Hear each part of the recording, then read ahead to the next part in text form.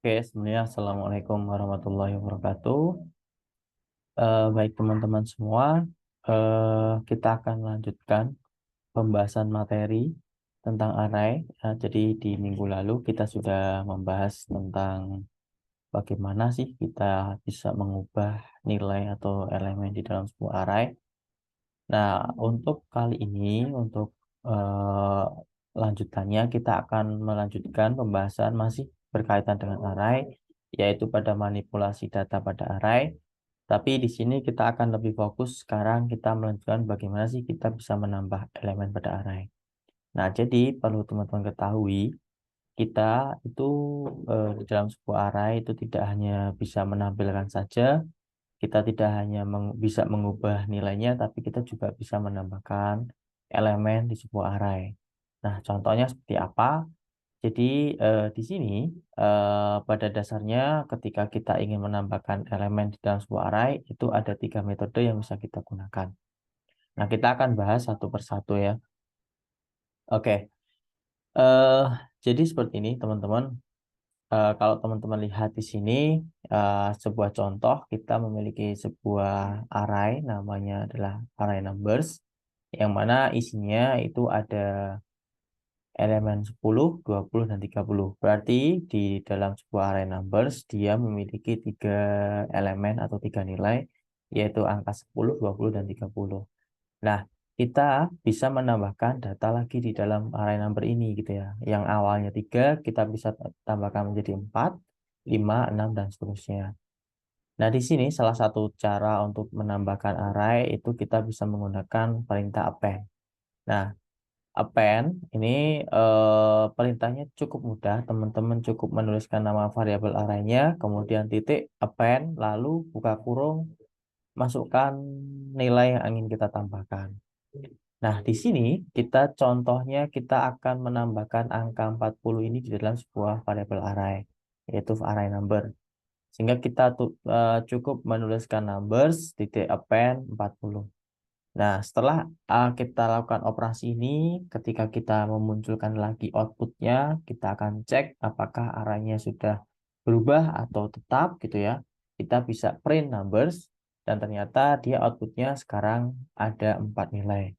Yang mana ada tambahan nilai 40 dari proses append tadi. Nah, di sini ada sebuah keterangan, be aware that the new item you add need to the same data type and rest of the items in the array, gitu ya. Nah, kemudian jadi intinya ketika kita ingin menambahkan data di dalam array, itu tipe datanya harus sama. Kalau di dalam sebuah array kita ini tipe datanya atau angka-angkanya atau nilai-nilainya, maksud saya nilai-nilainya itu bernilai integer, maka kita juga harus menambahkan yang integer. Jangan ketika itu nilainya angka, tapi kita menambahkan string atau nama dan sebagainya, gitu ya. Jadi harus sama tipe datanya. Kemudian jadi catatan lagi ketika kita menggunakan append. Append di sini itu by default ketika kita menggunakan append, data yang kita masukkan itu akan ada pada urutan yang terakhir. Nah, pada contoh ini itu mulai-mulai ada tiga array, setelah kita tambahkan maka akan 40 ini akan kita tempatkan pada urutan terakhir atau pada urutan keempat. Kalau ada 8 array, kita ingin menambahkan satu, maka yang angka yang kita tambahkan itu akan ada di urutan ke-9 dan seterusnya. Pokoknya kalau kita menggunakan append, by default nilainya akan berada di paling akhir gitu. Nah, kita bisa langsung coba di VS Code gitu ya. Misalnya di sini saya membuat sebuah file, sorry bukan di sini. Oke, kok di sorting ya? Di kampus, kemudian di sini. Saya kita bikin add remove. uh, Oke, kita lihat ya. Kita coba bisa eh, buat sebuah variabel di sini misalnya kita buat variabel numbers tadi ya, numbers sama dengan kita masukkan katakanlah 20, 50, terus 10 misalnya. Nah, ini kita mendefinisikan array pada awalnya gitu ya. Ketika kita coba print numbers gitu ya. Ketika kita print, kita jalankan Python add. Nah, hasilnya arraynya adalah terdiri dari 20, 50, dan 10. Sama ya, sesuai. Kemudian setelah itu kita akan coba tambahkan nilai. Tambahkan nilai 100 misalnya di dalam array numbers. Maka yang kita perlu tuliskan, kita cukup menuliskan nama variabelnya, kemudian titik append. Lalu berapa nilai yang akan kita tambahkan? Nah, di sini tadi kita ingin coba menambahkan nilai 100. Oke, kemudian setelah itu coba kita jalankan. Oke, dia masih sama. Kenapa? Karena kita belum memunculkan lagi output setelah proses penambahan data 100 ini, gitu ya. Sehingga kita perlu tampilkan ulang. Print numbers sama ya. Ini scriptnya sama, print numbers, tapi print numbers yang bawah ini dia posisinya sudah ditambahkan data 100 di dalam array numbers. Seharusnya nanti sudah berubah, gitu ya. Jika kita jalankan lagi, nah sekarang array kita tidak lagi hanya 3, tapi sekarang menjadi 4 elemen. Berkat ada proses append di sini. Nah, misalnya kita tambahkan lagi numbers, kita tambahkan katakanlah nilai 30 gitu ya, 30. Nah, 30 ini ingat bahwa dengan function append by default dia akan berada di urutan terakhir. Sehingga nantinya output yang seharusnya berarti akan menjadi 20, 50, 10, 100, dan 300. Ya, ingat ya, karena bahasa pemrograman dia adalah sequential, untuk dia urutan dari atas ke bawah. Codingnya itu urutan dari atas ke bawah ya. Oke, kita jalankan. Ya, sama ya. Outputnya 100 dulu baru 30. Kalau kita tambahkan lagi ya dia akan ada di belakangnya 30 dan seterusnya. Itu cara untuk menambahkan data array menggunakan function append. Nah, selain append itu ada lagi cara yang lain. Oke, wait. Ya, oke kita bahas ini dulu. Selain append, jadi karena tadi append itu kita tidak bisa menentukan posisi di mana sih value yang akan kita tambahkan. Karena dia secara default akan berada di urutan paling akhir. Nah, ada nih metode yang lain atau ada function yang lain untuk menambahkan array. Dan di sini how to add element at specific place ya. Jadi kita bisa menentukan mau ditaruh di mana nih arraynya gitu ya. Use the insert method to add an item at a specific position. Ya, kalau tadi append itu dia posisi di akhir, tapi yang sekarang itu ada metode lain namanya adalah insert.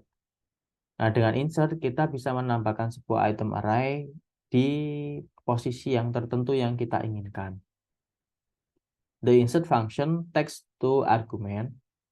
The index number of the position the new element will be inserted and the value of the new element. Jadi untuk metode insert ini atau function insert, dia menerima dua argumen atau dua parameter. Parameter yang pertama itu adalah menentukan dia mau ditaruh di posisi indeks keberapa. Dan parameter kedua itu adalah nilai yang akan kita tambahkan. Nah, jadi kalau tadi yang append itu hanya menerima satu parameter, yaitu hanya murni nilai yang akan kita tambahkan, tanpa kita bisa menentukan dia mau ditaruh di mana. Tapi kalau dengan insert, itu dia menerima dua parameter atau argumen. Yang pertama adalah indeksnya atau posisi arraynya itu mau ditaruh di mana. Dan parameter kedua itu adalah nilai yang akan kita masukkan. Nah, di sini perbedaannya tidak begitu signifikan antara append dan insert. Hanya saja kita di sini menambahkan ada dua parameter ya. Yang pertama itu 0 itu sebagai indeksnya, artinya kita ingin menambahkan 40 ini di posisi indeks ke 0. Nah, kalau teman-teman perhatikan bahwa yang sekarang ini 0 itu ditempati oleh angka 10 gitu ya, pada array yang lama. Sehingga dia akan disisipkan. 40 nanti akan menggantikan posisinya 10, maka nanti di indeks ke 0 isinya bukan lagi 10 tapi 40. Dan indeks yang lama itu akan bergeser ke kanan. Artinya yang awalnya tadi 0 menjadi 1, yang awalnya 1 menjadi 2, yang awalnya 2 menjadi 3, dan seterusnya. Gitu. Nah, pokoknya indeks yang berada di setelah proses insert, ketika proses penyisipan nilai, ya dia akan berubah indeksnya. Itu. Oke, kita langsung coba aja di VS Code ya. Jadi kalau kita menggunakan append di sini 100 dan 30 ada di akhir. Nah, misal nih kita tambahkan dulu 100 tapi menggunakan insert. Lalu 100 ini akan kita tambahkan pada posisi si 20 ini gitu ya. Apa yang terjadi? Kita coba cek. Nah, hasilnya berbeda dengan append ya. Kalau append tadi 100-nya ada di paling kanan, tapi sekarang dia ada di sebelah kiri, paling kiri. Kenapa? Karena kita mengeset bahwa 100 ini mau kita taruh di indeks yang pertama. Gitu. Maka 20 nanti akan bergeser ke kanan. Nah, misalnya 100 ini mau kita tempatkan di antara 20 dan 50. Nah, berarti kita cukup menuliskan insert 1. 1 itulah indeksnya ya. Berarti nanti dari 20 itu indeks 0. Kemudian sebelah kanannya adalah indeks 1 yang akan kita isikan dengan 100 ini. Lalu 50 ini yang awalnya indeks 1 akan menjadi indeks kedua. Nah, ini juga ketika kita jalankan beda lagi hasilnya. Nah, seperti ini. 20, 100, 50, 10. Ya, jadi itu perbedaan secara signifikan antara append dan insert ya. Kalau append, kita tidak punya wewenang untuk menentukan mau ditaruh di mana nih, karena secara default ada di akhir. Tapi kalau insert, kita bisa menentukan posisinya. Gitu. Oke. Kemudian, nah, tadi saya sampaikan di awal bahwa ketika kita ingin menambah data di dalam array, itu ada 3 cara. Tadi sudah saya sampaikan 2 cara, append dan insert, dan cara yang terakhir yaitu extend. Use the extend method which takes an iterable such as a list of items as an argument. Again, make sure that the new items are all the same data type. Jadi, di sini ketika kita menggunakan function extend, which take an iterable such as a list of item ya. Jadi yang kita masukkan itu bentuknya harus berupa list atau array itu sendiri. Itu. Dan lagi-lagi pastikan tipe datanya harus sama. The new items are all the same data type. Nah, untuk extend sendiri itu sebenarnya hampir sama dengan append. Kita tidak bisa menentukan posisi mana kita mau menaruh data array kita yang mau kita tambahkan.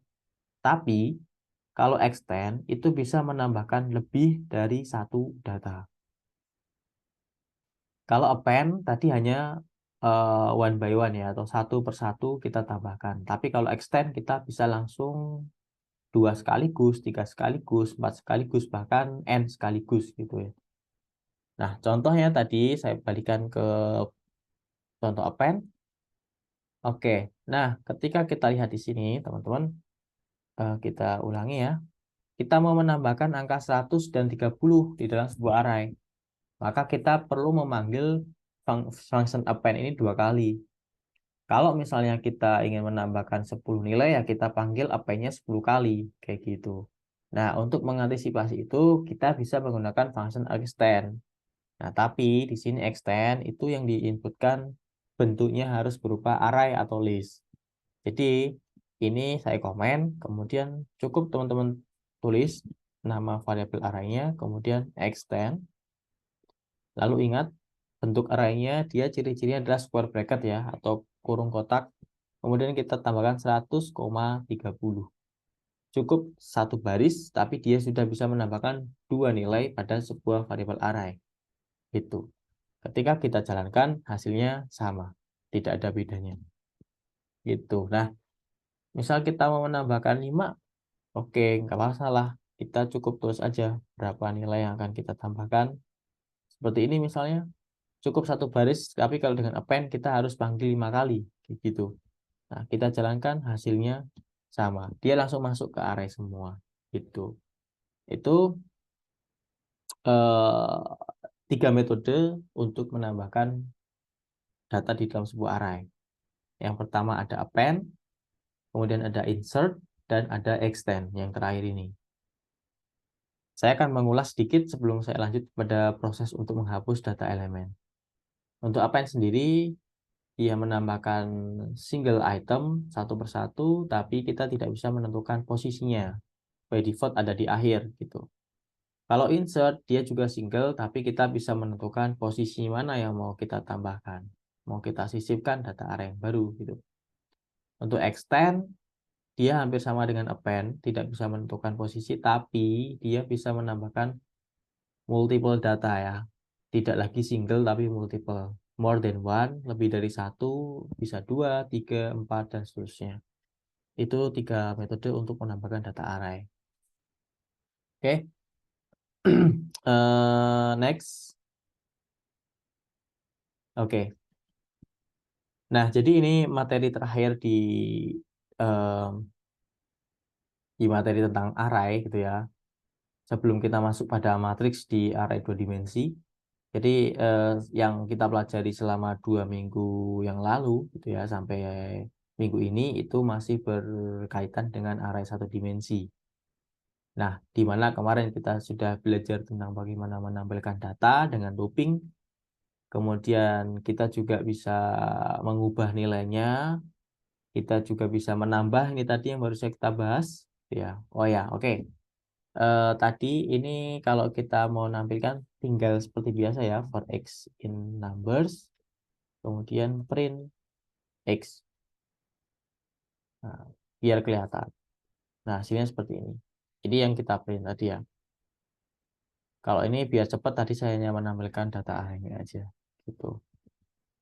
Oke, kita balik ke slide-nya. Tadi sudah belajar tentang menambah, tapi sekarang kita akan lanjut. Terus bagaimana? Misalnya, katakanlah user nih sudah menambah data array. Katakanlah kita membuat sebuah array nama mahasiswa yang isinya sebenarnya ada 10 gitu ya. Ternyata user itu dia posisinya lagi ngantuk misalnya. Dia memasukkan 11 mahasiswa. Nah, padahal cuma ada 10.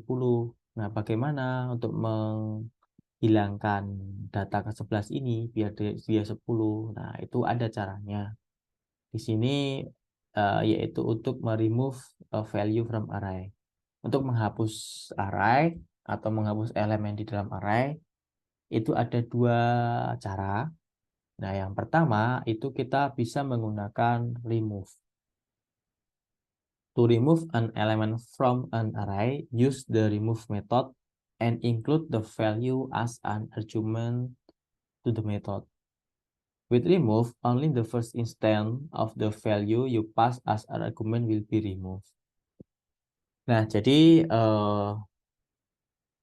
sebenarnya ada 2 metode atau ada 2 metode, ada 2 cara untuk menghapus array. Yang pertama ini remove, the first one is remove. Dengan remove ini, dengan metode remove, kita cukup memasukkan nilai yang mau kita hapus. Nah, kalau misalnya datanya angka, ya kita misalnya mau menghapus angka 12, ya kita cukup tuliskan remove, buka kurung 12. Nanti 12 itu akan hilang. Tapi kalau kasusnya array kita berisi nama, ya misalnya namanya yang mau kita hapus adalah Andi gitu ya. Jadi kita cukup tulis remove, kemudian petik, tulis Andi gitu. Jadi yang akan kita remove ya namanya itu atau ya value arraynya itu yang kita tulis. Dan di sini ada keterangan bahwa with remove only the first instance of the value you pass as an argument will be removed. Nah, maksudnya apa? Dengan metode remove ini hanya satu data saja yang akan dihapus. meskipun ada data yang kembar di dalam sebuah array. Contohnya yang ada di sini. Misalnya ada array isinya 10, 20, 30, 10, 20. Ketika kita ingin menghapus, kita menuliskan remove 10 seperti ini. 10 yang belakang ini dia tidak akan hilang. Yang hilang adalah indeks yang pertama kali ketemu. Karena di awal sudah ketemu 10, maka dia akan di remove dan dia selesai. Dia tidak akan mencari sampai di sebelah kanan sampai ujung apakah masih ada nilai 10. Dia akan diabaikan ketika dia sudah ketemu. Nah, makanya di sini datanya itu 10-nya yang awal yang hilang, 10 di akhir itu akan tetap ada. Gitu. Nah, kita contoh aja langsung di sini. Misalnya sebelum kita remove, kita cek ya datanya seperti ini. Nah, misal saya tambahkan data yang sama, katakanlah 50 gitu. Oke, kemudian kita jalankan. Oke, sekarang ada 50, jumlahnya 2 ya di array. Misal kita ingin menghapus nilai 30 dulu ya, 30 yang cuma satu dulu gitu ya. Kita cukup tuliskan di sini adalah numbers remove 30. Kemudian kita print ulang. Sekarang arraynya menjadi berapa? Gitu. Kita jalankan. Oke. 30-nya di sini yang awalnya ada sekarang menjadi tidak ada karena kita sudah melakukan proses penghapusan atau delete data. Nah, kita buktikan apakah benar ketika ada data yang sama di sini ada 250-nya. Ketika kita remove 50, apakah hanya salah satu yang hilang atau keduanya yang hilang? Kita coba cek. Kita ganti ke 50, kita jalankan ulang. Oke. 50 yang akhir dia tetap, yang awal dia sudah hilang. Jadi prinsipnya ketika dia sudah ketemu data, dia remove, selesai. Dia tidak akan mencari-cari lagi apakah masih ada data yang sama yang nilainya 50 kayak gitu. Dia tidak akan melakukan itu. Ya, misalnya ada data mahasiswa. Oke, misalnya namanya Andi, terus Budi, terus Tony, terus Ferry gitu ya. Ketika kita print mahasiswa, ya hasilnya seperti ini. Ya, ada Andi, Budi, Tony, Ferry. Kemudian kita coba hapus mahasiswa, remove. Siapa yang mau di remove? Tony misalnya. Kemudian kita print lagi. Hasilnya seperti apa? Kita jalankan ulang.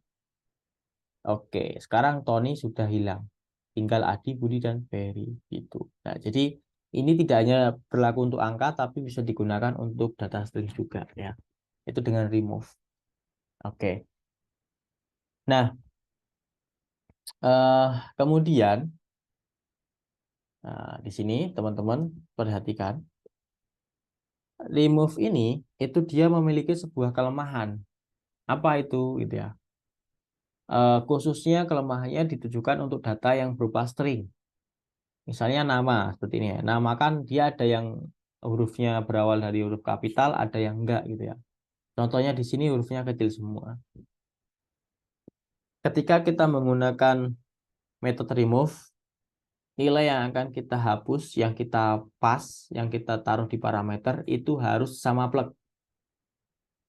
Ketika nilainya itu Budi itu kecil semua, ya kita harus tuliskan Budi itu kecil semua. Tidak boleh ada yang berbeda. Satu huruf saja berbeda itu akan menimbulkan sebuah error. Nah, makanya itu adalah kelemahan dari remove. Nah, misalnya di sini saya contohkan, saya ingin menghapus Tony, tapi Tony yang saya tuliskan di remove ini T-nya besar, padahal di data T-nya kecil. Ketika kita jalankan, apa yang terjadi? Akan ada error. List remove X not in list. Ya, jadi si Tony ini T-nya besar itu nggak ada di list. Makanya dia akan menjadi error. Gitu. Jadi untuk remove kelemahannya ada di data string. Lalu bagaimana untuk mengatasi kelemahan itu?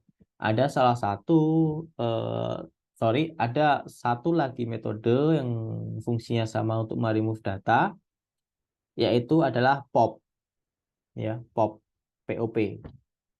You can also use the pop method and specify the position of the element to be removed. Nah, bedanya antara remove dan pop, ketika kita menggunakan remove, kita ngeparsing, kita memberikan parameter nilai yang akan kita hapus. Kalau pop, kita cukup memasukkan indeksnya. Indeksnya berapa yang mau dihapus, itu. Jadi dia tidak peduli datanya itu berupa angka atau berupa huruf, berupa nama, itu kita cukup berikan posisinya ini ada di indeks keberapa yang akan kita hapus. Itu. Bayangkan kalau misalnya namanya panjang, ada 3 kata, 4 kata, 5 kata, itu kan bakal repot kalau kita menggunakan metode remove. Kita karena harus mengetikkan sama plug, ya. Kalau misalnya ada 4 kata, itu 4 katanya harus sama plug besar kecilnya, gitu ya. Nah, yang satu aja beda itu akan menimbulkan error. Contohnya ini tadi, ini satu kata aja error, gitu ya. Nah, kalau kita menggunakan pop di sini, teman-teman cukup tulis pop, mahasiswa pop, terus si Tony ini ada di urutan keberapa dia. Kita cek Andi kan 0, Budi 1, Tony 2. Jadi kita cukup tuliskan pop 2. Ketika kita jalankan ulang, hasilnya tidak error. Tony sudah hilang, dia sudah dihapus pada proses mahasiswa pop 2 gitu ya. Jadi dengan pop itu bisa menutup kelemahan dari remove ketika dia berurusan dengan data string, karena data string cenderung dia lebih customable, berbeda dengan angka ya. Kalau angka itu udah saklek ya, nggak ada bedanya. 50 nggak mungkin 50 limanya besar atau limanya kecil tuh sama semua gitu. Jadi alternatifnya ketika teman-teman berurusan dengan data berupa string, apalagi namanya panjang atau kali alamat, itu pun gunakanlah pop untuk menghapus data berdasarkan dari posisi value itemnya itu ada di posisi berapa yang akan kita remove. Itu. Oke, mungkin itu teman-teman materi kita minggu ini mengenai manipulasi array untuk menambah array dan juga untuk menghapus array. Kemudian silahkan buat sebuah resume tentang perkuliahan kita hari ini. Singkat saja dengan bahasa teman-teman semua, dengan bahasa sendiri gitu ya. Jangan contek-contekan, maksudnya silakan elaborate ulang, silakan jelaskan ulang dari apa yang saya jelaskan tadi, minimal 1 halaman di Word, kemudian nanti itu silakan dikonvert ke PDF lalu diupload di Google Drive yang linknya nanti akan saya tercantumkan. Itu sebagai bukti bahwa teman-teman mengikuti perkuliahan saya. Gitu ya. Jadi silakan, tadi saya menjelaskan tentang bagaimana cara menambah data dengan array, kemudian ada beberapa metode, perbedaannya bagaimana, lalu ada cara menghapusnya, ada 2 metode, itu perbedaannya seperti apa. Nah, itu silakan jelaskan ulang menggunakan bahasa teman-teman, dan misalnya nih teman-teman improvisasi dengan contoh langsung coding gitu ya, itu jauh lebih baik gitu. Oke, mungkin itu dulu perkuliahan kita hari ini. Saya akhiri. Assalamualaikum warahmatullahi wabarakatuh.